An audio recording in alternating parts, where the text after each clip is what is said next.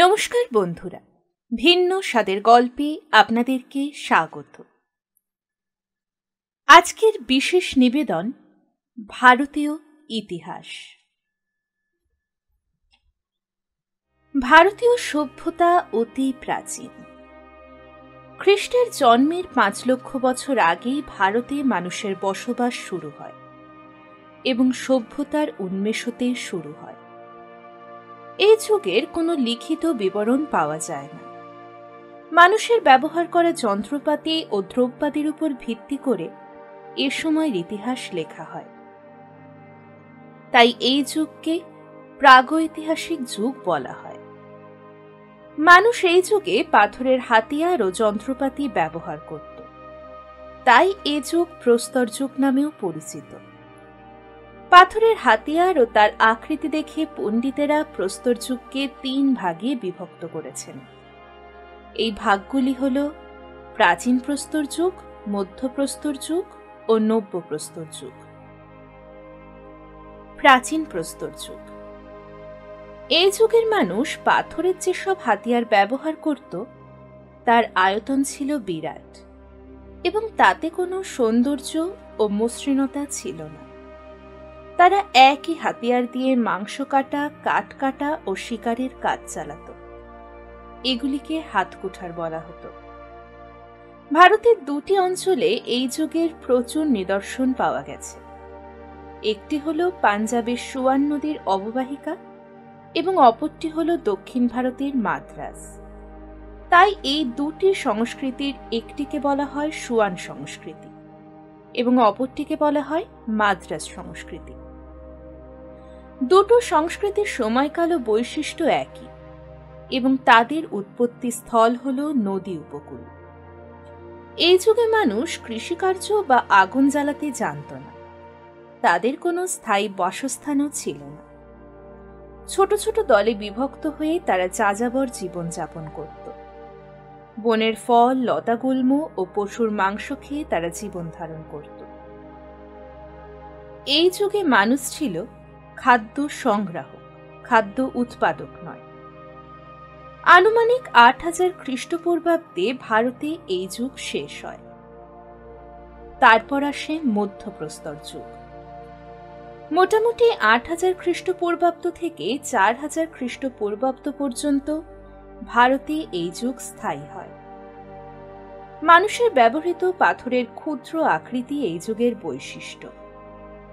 বিহার, উত্তরপ্রদেশ, পশ্চিমবঙ্গ, ওড়িশা, মধ্যপ্রদেশ, রাজস্থান, গুজরাট, অন্ধ্রপ্রদেশ, তামিলনাড়ু, কর্ণাটক প্রভৃতি অঞ্চলে এই যুগের হাতিয়ার পাওয়া গেছে। এই যুগের শেষ দিকে জীবজন্তুকে পোষ মানানো এবং মৃৎশিল্প ও কৃষিকার্যের সূচনা হয়। মৃৎশিল্প ছিল হস্তনির্মিত। কুমোরের চাক তখনও আসেনি।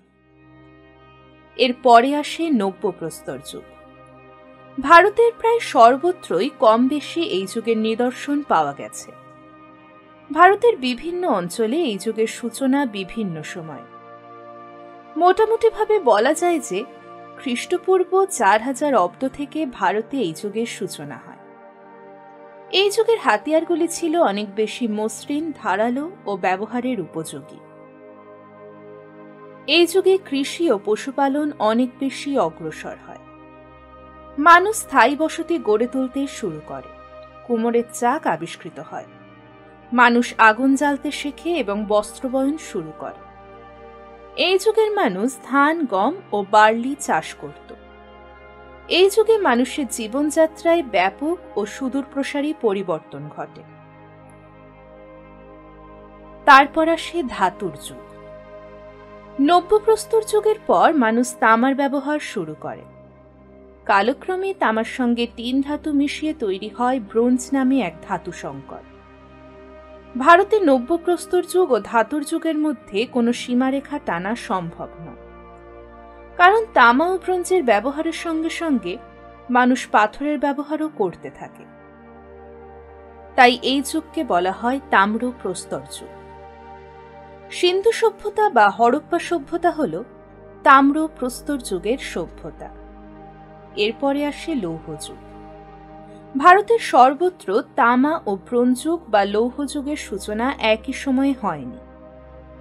দক্ষিণ ভারতে তাম্রবন যুগের কোনো অস্তিত্ব ছিল না। মধ্যপ্রস্তর যুগের পরে সেখানে সরাসরি লৌহ যুগের সূচনা হয়।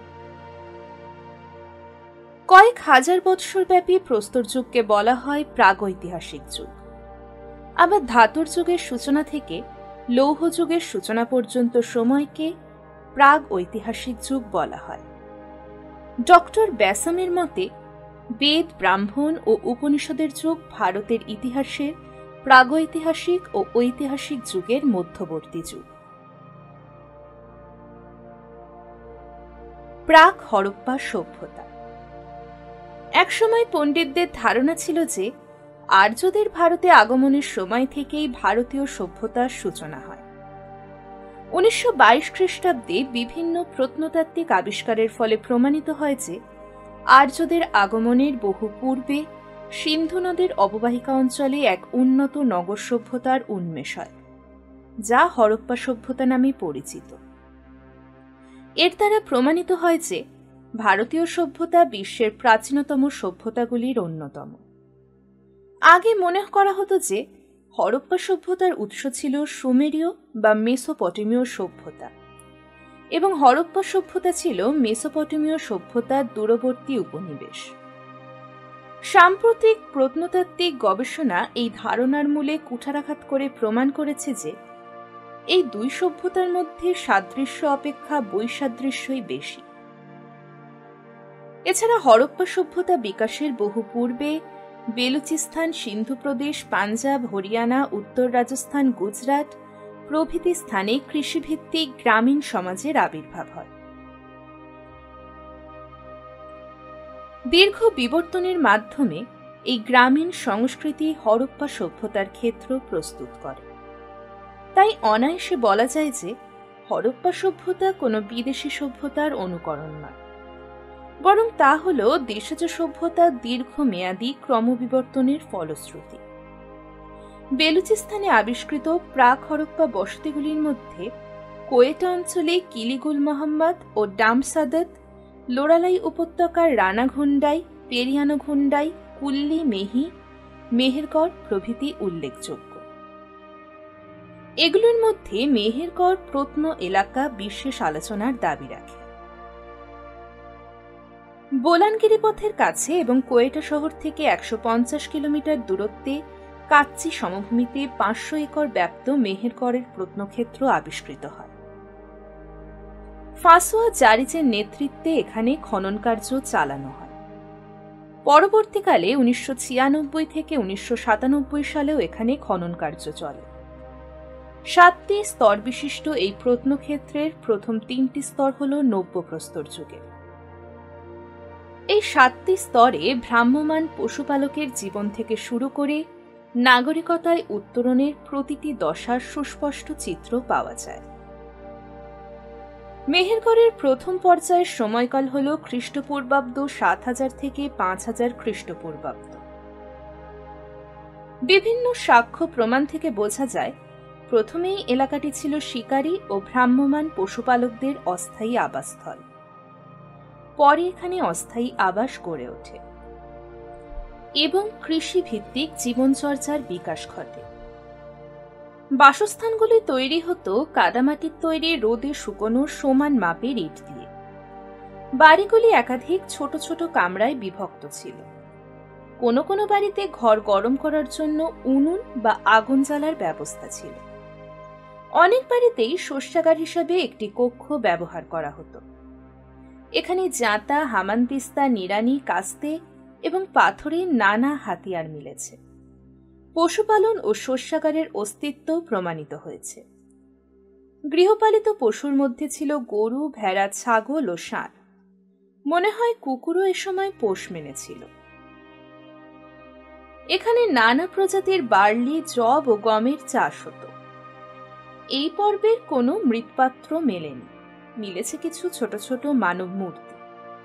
পণ্ডিতদের অনুমান সম্ভবত এই মূর্তিগুলো ভারতীয় ভাস্কর্যের প্রাচীনতম নিদর্শন। এখানে বেশ কয়েকটি সমাধি পাওয়া গেছে। সাধারণত দুটি বাড়ি বা দুসারি বাড়ির মধ্যবর্তী স্থান সমাধিক্ষেত্র হিসেবে ব্যবহৃত হতো। মৃতদেহগুলি হাঁটু মুড়ে এবং একপাশে কাত করে সমাধিস্থ করা হতো, তবে সবসময় মাথা একদিকে রাখা হতো না। সমাধিতে মৃতের সঙ্গে দেয়া হতো সামুদ্রিক ঝিনুক জাতীয় লকেট, সামুদ্রিক ঝিনুক জাতীয় অন্যান্য জিনিস, পাথরের পুঁতি ও ঝিনুক জাতীয় জিনিসের মালা, পাথরের লকেট, বৈদুর্যমণি, নীলকান্তমণি বা টাকওয়ার্ডস প্রভৃতি। দিলীপ কুমার চক্রবর্তী বলেন, মৃতের সঙ্গে দেওয়া জিনিসের পার্থক্য থেকে অনুমান করা যায় যে সে যুগে সামাজিক পার্থক্যও ছিল। ডক্টর ইরফান হাবিবও এখানে শ্রেণীবিভক্ত সমাজের অস্তিত্ব লক্ষ্য করেছেন। মেহেরগড়ের সঙ্গে দূরবর্তী দেশসমূহের যোগাযোগের ব্যাপারে কোনো সন্দেহ নেই। সমুদ্র উপকূলবর্তী অঞ্চলের সঙ্গে যোগাযোগের ফলেই সামুদ্রিক ঝিনুক এই অঞ্চলে আসত। সম্ভবত মধ্য এশিয়া বা পারস্য থেকে টার্কোয়াজ এবং আফগানিস্তান থেকে বৈদুর্যমণি আমদানি করা হতো। এ সময় থেকেই মেহেরগড় ধীরে ধীরে নগরায়নের পথে অগ্রসর হতে শুরু করে। পার্শ্ববর্তী এলাকাগুলিতে খাদ্যশস্যের চাষ হতে থাকে। মেহেরগড় সংস্কৃতির দ্বিতীয় পর্বের সময়সীমা হল খ্রিস্টপূর্ব 5000 থেকে 4000 খ্রিস্টপূর্বাব্দ। এই পর্বে আগেকার আমলের ধারাবাহিকতার সঙ্গে সঙ্গে বেশ কিছু পরিবর্তন ও নতুনত্ব নজরে আসে। এই পর্বের প্রচুর পোড়া তুলো বীজ পাওয়া গেছে। এ থেকে সিদ্ধান্তে আসা যায় যে মানুষ এই পর্বে কার্পাস চাষ করত। এর দ্বারা প্রমাণিত হয় যে হরপ্পা সভ্যতার 2000 বছর আগে এখানে তুলোর চাষ শুরু হয়। এখানে প্রাপ্ত বিভিন্ন ধরনের কৃষিজ পণ্যাদি যথা গম, বার্লি ও তুলোর চাষ জলের উপর মানুষের নিয়ন্ত্রণ প্রমাণ করে। প্রমাণিত হয় যে তারা মোটামুটি একটি সেচ ব্যবস্থা গড়ে তুলেছিল। কৃষির প্রয়োজনে পশুপালন অপরিহার্য হয়ে ওঠে। গৃহপালিত পশুর মধ্যে গরু, ভেড়া ও ছাগলের অস্তিত্ব প্রমাণিত হয়। মাটির পাত্রের ব্যবহার ব্যাপকতর হয়। প্রথমে এগুলি হাতে তৈরি হতো। এই পর্বের একেবারে শেষ দিকে খ্রিস্টপূর্ব 4000 অব্দ নাগাদ সুমের থেকে এলো কুমোরের চাক। এর ফলে মৃৎশিল্পে যুগান্তর এলো। কম সময়ে ও কম খরচে বেশি মৃৎপাত্র তৈরি হতে লাগল। এই অঞ্চলে বিভিন্ন ধরনের পাথর ও শাঁখের অস্তিত্ব দূরপাল্লার বাণিজ্যের ইঙ্গিত দেয়। এই সভ্যতার তৃতীয় পর্বের সময়কাল হল খ্রিস্টপূর্ব 4000 থেকে 3200 খ্রিস্টপূর্বাব্দ। এই পর্বে কর্ষিত শস্যের বিরাট তালিকা দেখে কৃষির অগ্রগতির কথা বোঝা যায়। মৃৎপাত্রের ক্ষেত্রে ব্যাপক উন্নতি দেখা যায়। চাকে তৈরি ও চুল্লির আগুনে পোড়ানো নানা রঙের মৃৎপাত্রের ব্যাপক প্রচলন শুরু হয়। এই মৃৎপাত্রগুলির উপর নানা প্রকার জ্যামিতিক নকশা, পশু পাখি, গবাদি পশু এবং গাছপালার ছবি দেখা যায়। প্রথম ও দ্বিতীয় পর্যায়ে একটি তামার পুঁতি ও আংটি পাওয়া যায়। তৃতীয় পর্বে পাওয়া যায় তামা গলানোর জন্য অন্তত 14টি পোড়ামাটির পাত্র বা মুচি। এ সময় যে তামার ব্যাপক ব্যবহার শুরু হয়েছে এ তারই প্রমাণ। এছাড়া এই পর্বে পাওয়া গেছে তামার ছুরি, বড়শি, ছাঁদা করা সূচ প্রভৃতি। পাথর কেটে অলঙ্কার তৈরিতেও এ সময়ের মানুষ দক্ষ হয়ে ওঠে। এ সময় বহির্বাণিজ্যেরও বিস্তার ঘটে। চতুর্থ থেকে সপ্তম পর্বের কালে মেহেরগড়ের বস্তুগত সংস্কৃতি আরও পরিণতি লাভ করে। মৃৎপাত্র নির্মাণে নানা ধরনের বৈচিত্র্য আসে এবং নানা রঙের ব্যবহার হতে থাকে। পোড়ামাটির নারী মূর্তি ও শিলমোহর তৈরি হতে থাকে। এগুলি হরপ্পা সভ্যতায় প্রাপ্ত নারী মূর্তি ও শিলমোহরের পূর্ব নিদর্শন। শস্যক্ষেত্রে জলসেচের জন্য খাল কাটার প্রমাণ পাওয়া যায়। মেহেরগড়ে নগরায়নের সূচনা হয়েছিল অনেক আগেই। এই পর্বে তার বিকাশ নজরে আসে। মানুষের জীবনযাত্রা, রুচির বিকাশ, রাস্তাঘাটের উন্নতিতে তার ছাপ স্পষ্ট হয়। খ্রিস্টপূর্ব 3য় সহস্রাব্দের মাঝামাঝি সময়ে মেহেরগড় সভ্যতার পতন হয় এবং সম্ভবত এখানকার অধিবাসীরা অন্যত্র চলে যায়। মেহেরগড় সভ্যতার আবিষ্কার নানা কারণে গুরুত্বপূর্ণ। এর ফলে ভারতীয় সভ্যতা এবং তার জীবনযাত্রা পরিবর্তিত হয়ে গেছে। এতদিন মনে করা হতো যে সিন্ধু সভ্যতাই ভারতের প্রাচীনতম সভ্যতা, কিন্তু মেহেরগড়ের আবিষ্কার প্রমাণ করেছে যে সিন্ধু পূর্বযুগে ভারতে এক উন্নত সভ্যতার বিকাশ ঘটেছিল। এতদিন অনেকেই মনে করতেন যে হরপ্পা ও মহেঞ্জোদারো ছিল মেসোপটেমিয়ার দূরবর্তী উপনিবেশ। এখন সেই ধারণা পরিবর্তিত হয়েছে এবং আজ দৃঢ়তার সঙ্গে বলা যায় যে সিন্ধু সভ্যতার স্রষ্টারা বহিরাগত নয়, তারা ভারতেরই মানুষ। হরপ্পা মহেঞ্জোদারোর উন্নত নগর সভ্যতা কোনো আকস্মিক ঘটনা নয়। মেহেরগড় ও সন্নিহিত অঞ্চলে মানব সভ্যতার যে বিকাশ ঘটেছিল, হরপ্পা সভ্যতা তারই এক পরিপূর্ণ রূপ। হরপ্পা সভ্যতা 20 শতকের সূচনায় সিন্ধু নদের অববাহিকায় খনন কার্য চালিয়ে আর্য পূর্বযুগের এক উন্নত সভ্যতা আবিষ্কৃত হয়েছে। এর ফলে প্রমাণিত হয়েছে যে খ্রিস্ট জন্মের প্রায় 3000 বছর আগে ভারতে এক উন্নত নগর সভ্যতার উন্মেষ হয়েছিল এবং এই সভ্যতা মিশর, সুমের, ব্যাবিলন ও আক্কাদের সভ্যতার সমসাময়িক। 1921 খ্রিস্টাব্দে দয়ারাম সাহানি পাঞ্জাবের মন্টেগোমারি জেলায় ইরাবতী বা রাভি নদীর তীরে এক উন্নত নগর সভ্যতার সন্ধান পান। ঠিক এই একই সময়ে 1922 খ্রিস্টাব্দে বিশিষ্ট বাঙালি প্রত্নতত্ত্ববিদ রাখাল দাস বন্দ্যোপাধ্যায় সিন্ধু নদের পশ্চিম তীরে সিন্ধু প্রদেশের লারকানা জেলায় মহেঞ্জোদারো, এটি একটি সিন্ধি শব্দ, অর্থ মৃতের স্তূপ, তো সেই মহেঞ্জোদারো নামক স্থানে এক উন্নত সভ্যতা আবিষ্কার করেন। এই আবিষ্কারের সঙ্গে sir John Marshall, sir Mortimer Wheeler, Mackay, Piggott, Frankfort, Rakhaldas Bandyopadhyay, Dayaram Sahni, Nanigopal Majumdar প্রমুখ প্রত্নতত্ত্ববিদের নাম জড়িয়ে আছে। সিন্ধু নদীর তীরে প্রথমেই সভ্যতা আবিষ্কৃত হয় বলে এই সভ্যতাকে সিন্ধু সভ্যতা বলা হতো। সাম্প্রতিককালে সিন্ধু তট অতিক্রম করে ভারত ও ভারতের বাইরে বিস্তীর্ণ অঞ্চলে ছোট বড় মিলিয়ে এই সভ্যতার প্রায় 1500টি কেন্দ্র আবিষ্কৃত হয়েছে।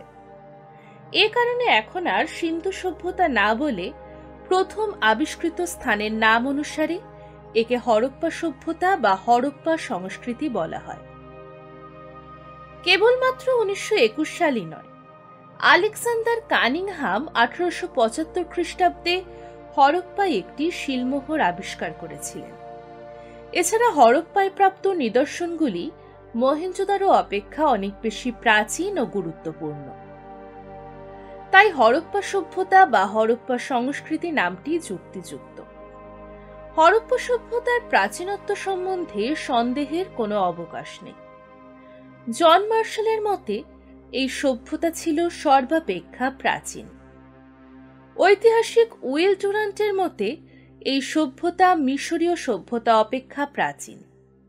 এই সভ্যতার প্রাচীনত্ব বা কালসীমা নির্ণয় করা খুবই দুরূহ এবং এ নিয়ে পণ্ডিতদের মধ্যে মতভেদের অন্ত নেই।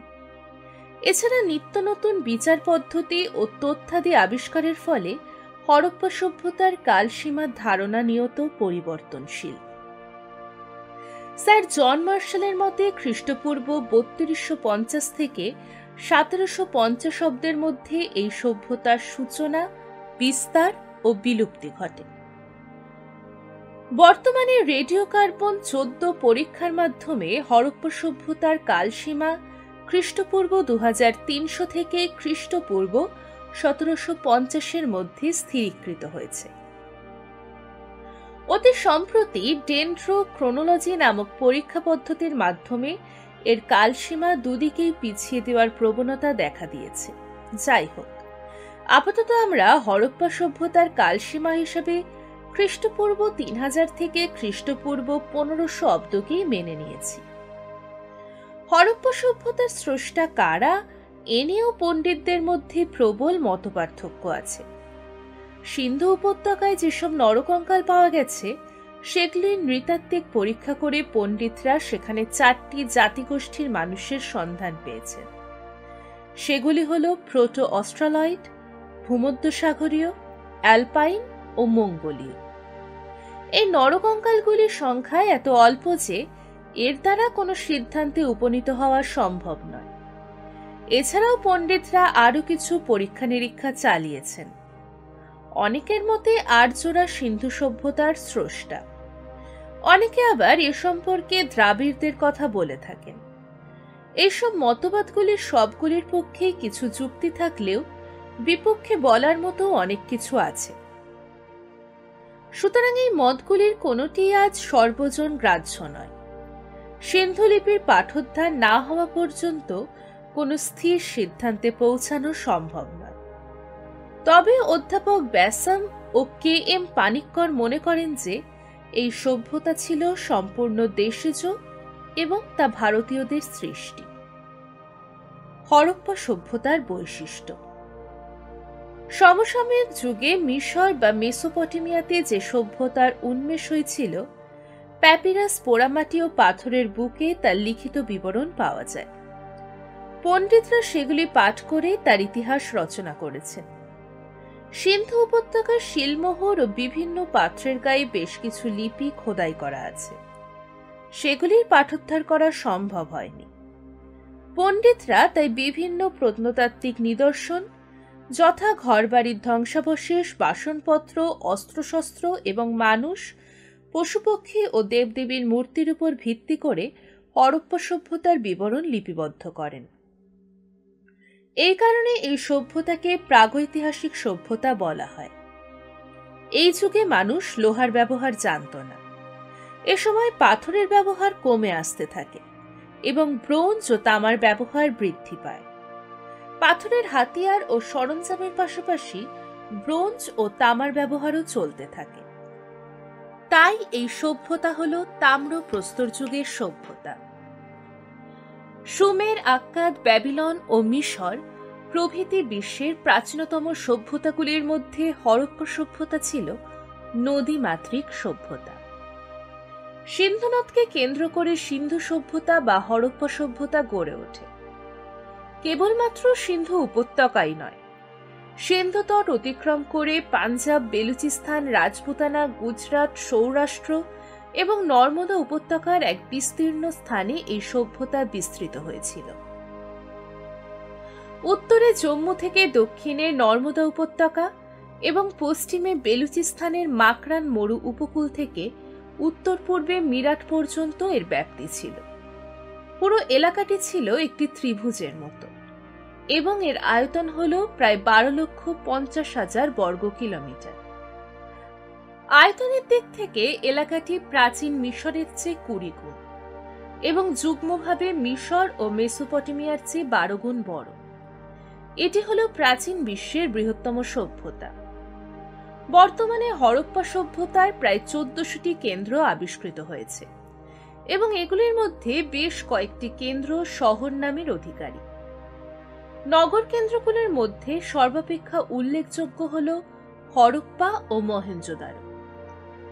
এই নগরী দুটির মধ্যে দূরত্ব প্রায় 483 কিলোমিটার। এছাড়া চানহুদারো, কোটদিজি, রূপার, আলমগীরপুর, লোথাল, রংপুর, রস্তি, সুরকোটরা, কালীবঙ্গান, বানওয়ালি প্রভৃতি স্থানে উন্নত নগর জীবনের নিদর্শন আবিষ্কৃত হয়েছে। প্রায় 13 লক্ষ বর্গ কিলোমিটার বিস্তৃত এই এলাকাটিতে সর্বত্রই একই ধরনের জীবনযাত্রা ও সংস্কৃতির চিহ্ন আবিষ্কৃত হয়েছে। এই সভ্যতার নগরীগুলির অবস্থানগত দূরত্ব যথেষ্ট, কিন্তু এ সত্ত্বেও নগরীগুলির পরিকল্পনা, গঠন রীতি ও জীবনযাত্রার উপকরণে যথেষ্ট মিল আছে। সুতরাং একটি নগর সম্পর্কে আলোচনা করলেই অন্যান্য নগর সম্পর্কে মোটামুটি একটি ধারণা করা যায়। এখানে মহেঞ্জোদারো শহরটি সম্পর্কে আলোচনা করা যেতে পারে। নগর পরিকল্পনা। মহেঞ্জোদারো শহরটির পশ্চিম দিকে প্রায় 40 ফুট উঁচু একটি বিশালায়তন ঢিপির উপর একটি দুর্গ ছিল। এই দুর্গ অঞ্চলে কিছু ঘরবাড়িও আবিষ্কৃত হয়েছে। মনে হয় সেগুলি শাসকদের বাসস্থান। দুর্গ অঞ্চলে সর্বসাধারণের ব্যবহার উপযোগী একটি বিরাট বাঁধানো স্নানাগার আবিষ্কৃত হয়েছে। তার আয়তন দৈর্ঘ্যে 180 ফুট ও প্রস্থে 108 ফুট। এর চারদিকে ঘিরে আছে 8 ফুট উঁচু ইটের দেয়াল। এর কেন্দ্রস্থলে আছে একটি জলাশয়, যা 39 ফুট লম্বা, 23 ফুট চওড়া এবং 8 ফুট গভীর। জলাশয়ের নোংরা জল নিকাশ ও তাতে পরিষ্কার জল পূর্ণ করার ব্যবস্থা ছিল। ঋতুভেদে জল গরম বা ঠান্ডা করার ব্যবস্থাও ছিল। এরই পাশে ছিল একটি কেন্দ্রীয় শস্যাগার। এর আয়তন ছিল প্রায় 9000 বর্গফুট। Doctor A.L. ব্যাসাম এটিকে রাষ্ট্রীয় ব্যাংকের সঙ্গে তুলনা করেছেন। স্যার মর্টিমার হুইলার বলেন যে খ্রিস্টপূর্ব 5ম শতকের পূর্বে এ ধরনের বিশাল শস্যাগার পৃথিবীর আর কোথাও পাওয়া যায়নি। এই অঞ্চলের অন্যান্য বড় বড় বাড়ির ধ্বংসাবশেষকে পণ্ডিতরা সভাকক্ষ, শিক্ষা প্রতিষ্ঠান ও সমিতি গৃহ বলে চিহ্নিত করেছেন। দুর্গ অঞ্চলের এই উঁচু ঢিপির পূর্ব দিকে নিচু জমিতে মূল শহরটি গড়ে উঠেছে। নগরের উত্তর থেকে দক্ষিণ এবং পূর্ব থেকে পশ্চিম দিকে সমান্তরালভাবে কয়েকটি রাস্তা চলে গেছে। রাস্তাগুলি 9 ফুট থেকে 30 ফুট পর্যন্ত চওড়া। এই রাস্তাগুলি থেকে বেরিয়ে এসেছে অসংখ্য গলি। গলিগুলির দুপাশে নাগরিকদের ঘরবাড়ি। বাড়িগুলো পোড়া ইটের তৈরি এবং অনেক বাড়ি দোতলা বা 3 তলা। প্রত্যেক বাড়িতে প্রশস্ত উঠোন, স্নানাগার, কুয়ো ও নর্দমার ব্যবস্থা ছিল। অনেক বাড়িতে আবার শোকপিট ছিল। বাড়ির নোংরা জল নর্দমা দিয়ে এসে রাস্তার ঢাকা দেয়া বাঁধানো নর্দমায় পড়ত। নর্দমাগুলি পরিষ্কারের জন্য ইট দিয়ে তৈরি ঢাকা ম্যানহোলের ব্যবস্থা ছিল।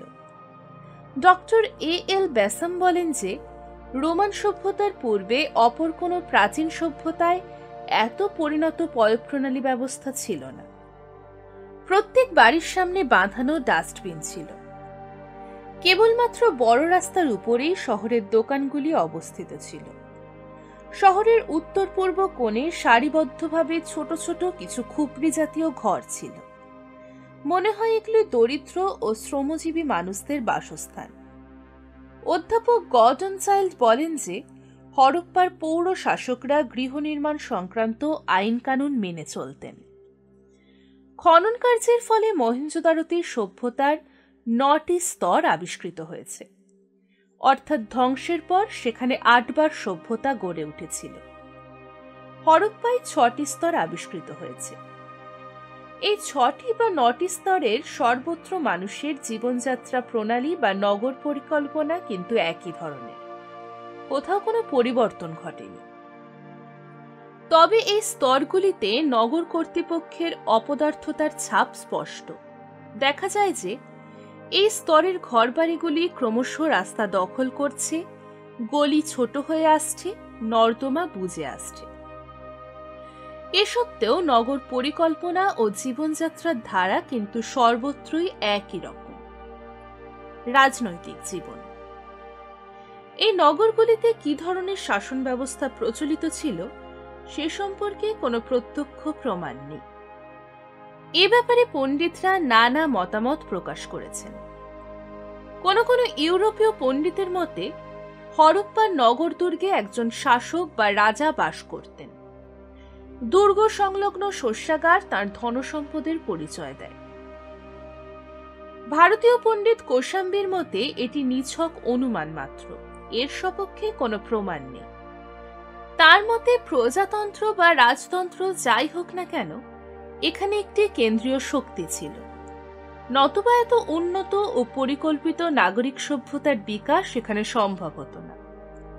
অনেকের মতে বণিকদের দ্বারা পরিচালিত একটি প্রজাতান্ত্রিক শাসন এখানে প্রতিষ্ঠিত ছিল। স্যার মর্টিমার হুইলারের মতে সিন্ধু অঞ্চল ছিল একটি সাম্রাজ্য এবং এর কেন্দ্রে ছিলেন একজন পুরোহিত রাজা।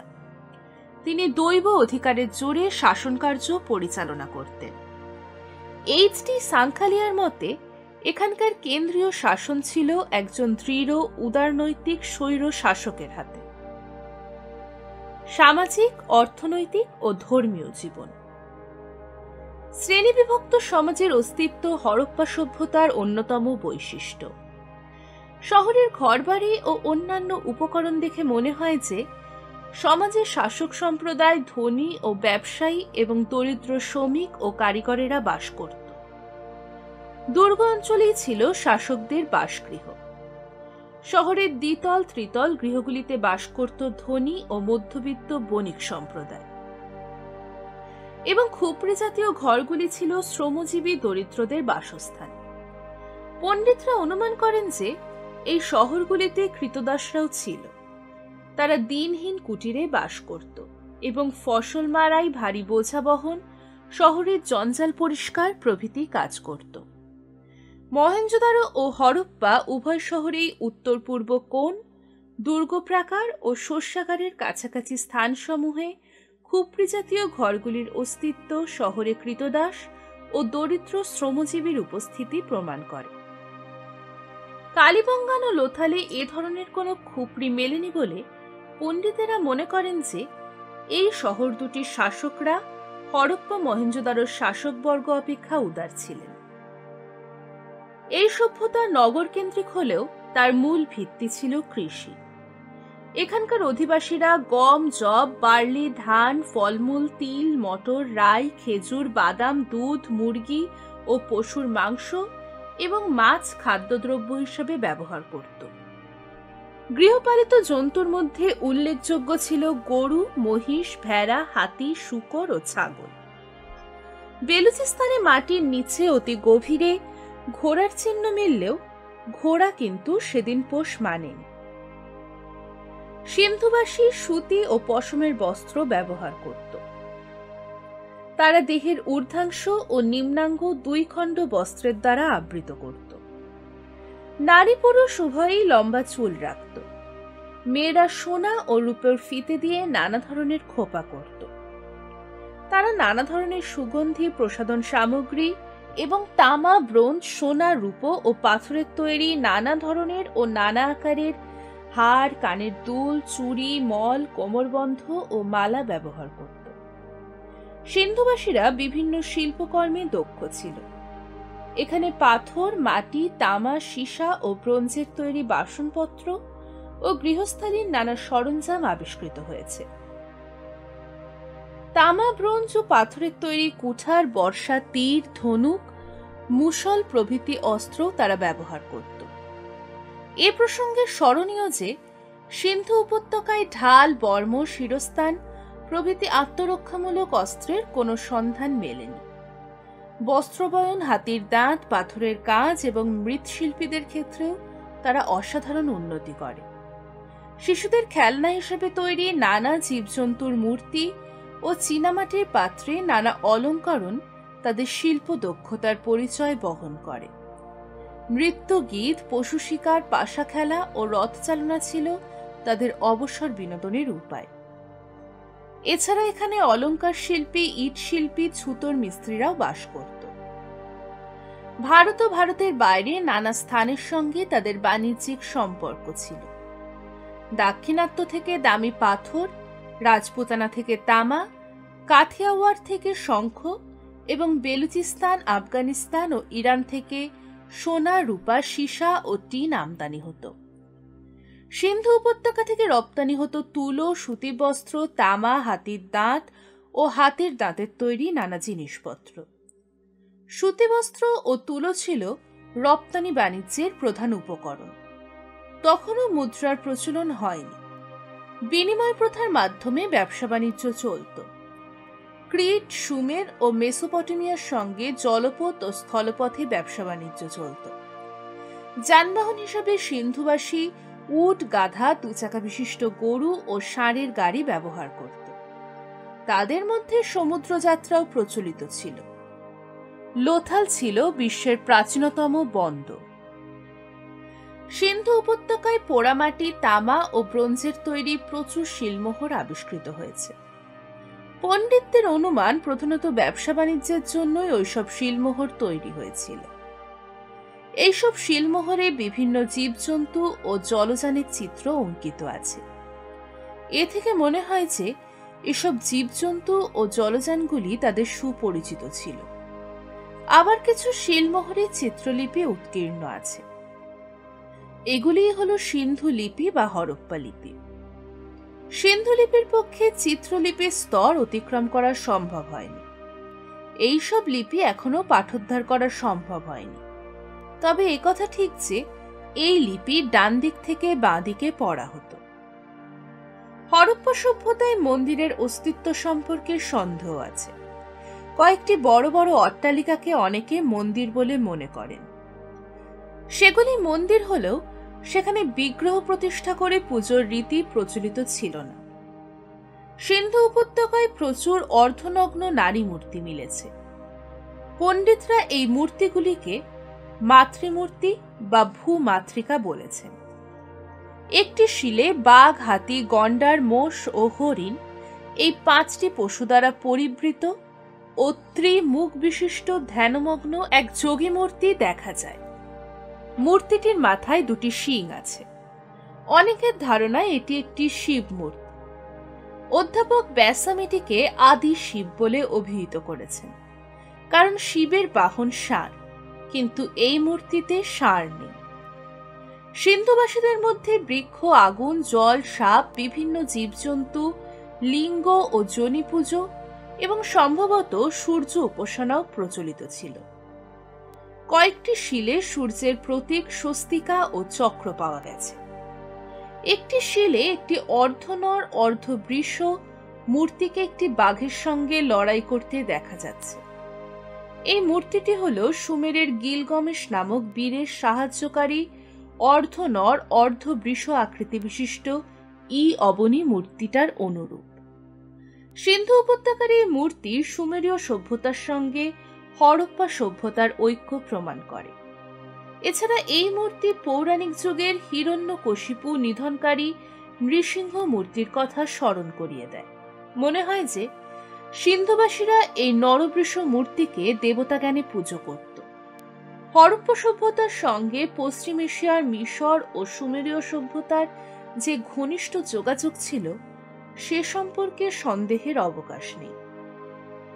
অধ্যাপক গর্ডন চাইল্ডের মতে হরপ্পার বণিকরা তাদের পণ্য সম্ভার নিয়ে টাইগ্রিস ও ইউফ্রেটিস নদের উপকূলে অবস্থিত বাজারে যেত। পশ্চিম এশিয়ার আক্কাদ নামক স্থানে ভারতীয় বণিকদের উপনিবেশের সন্ধান পাওয়া গেছে। সিন্ধু উপত্যকার বেশ কিছু শিল সুমেরে ও সুমেরেরও কিছু শিল সিন্ধু উপত্যকায় পাওয়া গেছে। এই 3টি অঞ্চলে যেসব শিল, পোড়ামাটির কাজ ও ধাতু নির্মিত তৈজস্য পত্রাদি পাওয়া গেছে তাদের মধ্যে এক বিস্ময়কর সাদৃশ্য দেখা যায়। উন্নত জীবনযাত্রা, নগর জীবন, বিভিন্ন ধাতুর ব্যবহার, চিত্রলিপি, মাতৃদেবীর উপাসনা, কেশবিন্যাস পদ্ধতি এবং 3টি অঞ্চলেই পারস্পরিক স্থানে দ্রব্যাদির অবস্থিতি তাদের মধ্যে ঘনিষ্ঠ যোগাযোগের অস্তিত্ব প্রমাণ করে। হরপ্পা সভ্যতার ধ্বংসের কারণ। আনুমানিক 1500 খ্রিস্টপূর্বাব্দে হরপ্পা সভ্যতা ধ্বংসপ্রাপ্ত হয়। ধ্বংসের কারণ নিয়ে পণ্ডিতদের মধ্যে মতভেদের অন্ত নেই। অনেকে মনে করেন যে পূর্বে সিন্ধু উপত্যকায় প্রচুর বৃষ্টিপাত হতো এবং এই অঞ্চলটি ছিল জঙ্গলাকীর্ণ। কালক্রমে এই অঞ্চলে জলবায়ুর পরিবর্তন ঘটে এবং এর ফলে বৃষ্টিপাতের পরিমাণ হ্রাস পায় ও ভূগর্ভস্থ লবণ উপরে উঠে এসে স্থানটিকে মরুভূমিতে পরিণত করে। স্যার মর্টিমার হুইলার ও অনেকে মনে করেন যে পোড়াইটের প্রচুর ব্যবহার ও অন্যান্য কারণে এখানে ব্যাপকভাবে বৃক্ষচ্ছেদন শুরু হয় এবং অঞ্চলটি বনশূন্য হয়ে পড়ে। এর ফলে বৃষ্টিপাতের অভাবে এই অঞ্চলের কৃষিকাজ বিপর্যস্ত হয় এবং জনসাধারণ স্থান ত্যাগে বাধ্য হয়। Doctor M R. সাহানি ও অন্যান্য অনেকে বলেন যে বারংবার সিন্ধু নদের বন্যার ফলে সভ্যতাটি ধ্বংসপ্রাপ্ত হয়। মহেঞ্জোদারো নগরটি যে একাধিকবার বন্যা কবলিত হয়েছিল এবং বন্যা প্রতিরোধের জন্য ব্যবস্থাও গ্রহণ করা হয়েছিল সে সম্পর্কে কোনো সন্দেহ নেই। এই সভ্যতাটি ধ্বংসের জন্য ভূমিকম্প, অগ্নিকাণ্ড, এমনকি সিন্ধু নদের গতিপথ পরিবর্তনকেও দায়ী করা হয়েছে। এই সভ্যতার পতনের জন্য অনেকে আবার নগর কর্তৃপক্ষের অপদার্থতা ও নাগরিক আদর্শের অবনতির কথা বলেন। মহেঞ্জোদারোর নিচের স্তরে নগর পরিকল্পনা ও রক্ষণাবেক্ষণ যত সুন্দর, পরের স্তরগুলিতে তা নয়। উপরের স্তরগুলিতে দেখা যাচ্ছে যে রাস্তা দখল করে বাড়ি তৈরি হচ্ছে, নর্দমা বুজে আসছে, গলির মধ্যে ইটের পাঁজা তৈরি হচ্ছে, কিন্তু এগুলির বিরুদ্ধে কোনো ব্যবস্থা গ্রহণ করা হচ্ছে না। এইভাবে ওই সভ্যতা ক্রমে ক্রমে ধ্বংসপ্রাপ্ত হয়। বলা হয় যে বিদেশি আর্যদের আক্রমণেই এই সভ্যতা ধ্বংসপ্রাপ্ত হয়। মহেঞ্জোদারোতে প্রকাশ্য রাস্তায়, কুয়োর ধারে, বাড়ির মধ্যে পলায়নরত বহু মানুষের স্তূপীকৃত মৃতদেহ পাওয়া গেছে। এই মৃতদেহগুলি প্রকাশ্য স্থানে পড়ে আছে, কোনো সৎকার হয়নি, এবং তাদের মাথার পিছনে ধারালো অস্ত্রের আঘাত। বলা হয় যে বিদেশিদের অতর্কিত আক্রমণের ফলেই এই অবস্থা হয়েছে, এবং দেবরাজ ইন্দ্রই এই সভ্যতার ধ্বংসকারী। ঋগ্বেদে তাকে পুরন্দর বা দুর্গ ধ্বংসকারী বলা হয়েছে। বলা বাহুল্য, সিন্ধু সভ্যতা ধ্বংসের কোনো কারণই ত্রুটিমুক্ত নয়। আপাতত মনে করা যেতে পারে যে আর্য আক্রমণই সিন্ধু সভ্যতার ধ্বংসের কারণ, যদিও সকলে এ সম্পর্কে একমত নন। গুরুত্ব ও অভিনবত্ব। সিন্ধু সভ্যতা আবিষ্কারের ফলে জানা গেছে যে ভারতীয় সভ্যতা সুমের, আক্কাদ, মিশর প্রভৃতি প্রাচীন সভ্যতার সমসাময়িক। প্রাচীন বিশ্বে আয়তন ও ব্যাপ্তির দিক থেকে হরপ্পা সভ্যতা অদ্বিতীয়। পোড়া ইট, ডাস্টবিন, শোকপিট ও পল প্রণালীর ব্যবহারে হরপ্পা সভ্যতা অতুলনীয়। ধানের চাষ ও মুরগি পালনের সূত্রপাত হয় সিন্ধু উপত্যকাতে। উৎকৃষ্ট মানের তুলোর চাষ ও সুতিবস্ত্র উৎপাদনে সিন্ধুবাসীদের কৃতিত্ব ছিল অসাধারণ।